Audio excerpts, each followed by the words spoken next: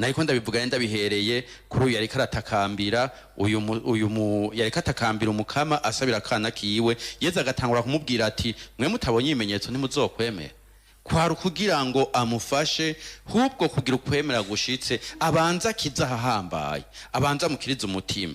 Kandi twumvise amaze amubwira ati genda umwana wawe yakize, neza neza yaciye yemera ibyo Yezu amubwiye. Ntiyiriwe aragira ngo urumva ngo ibiki n'ibiki. Uyu muntu nukuri natubera akarorero gose. Je mpora ndaba tuvuye mu nkuka y'imisa, twasenze twakiriye Yezu, twamutuye byose, twasubiye tukaronka n'umuhezagiro wo kugenda tugaterera ibisabisho hamwe. Ukazabona umuntu anyihereranije haje inyuma ngo pati ngo none ngo nta kuntu wonkora ngaha. Ewa none bijya byose twego turagira na Yezu wakiriye mubwira hagukora nkora ngaha. None hajya hose byari biki umubwiye uti Yezu yagukira ngo yapati ngo utakoze nta gishoboka. Karagaciye mu mugabo ko uyu muntu rero wowe ntari nzaragorana aciye yemera iryo Yezu amubwiye, amwemeye kwijamba amubwiye ko yakize.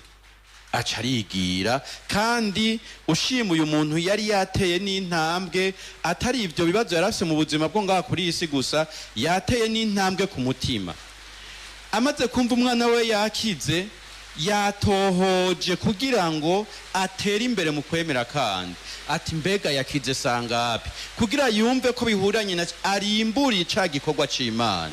None natwe mu buzima bwacu ivyo ducamwo nibi bisanzwe vyonyene, duhora twicara tukarimbura tukibaza tuti igihe vyaba ninde yabidufashije, tukabona ko ari umukama koko yatugiriye neza kugira ngo bidufashe kwemera.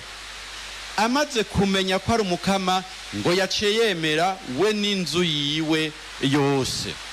Ngico rero igihambaye mu buzima bw'umukristo. Ngugo urukiza tubwirizwa kwirukira, tubwirizwa kurondera mu buzima bwacu bwa misi yose.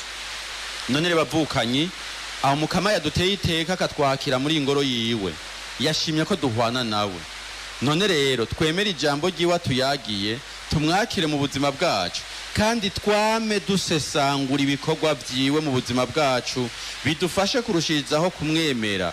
Igihe naho tuzoshikira amabanga ya Pasika tugire tuti ko kumukama niwe nyene intsinzi. Amen.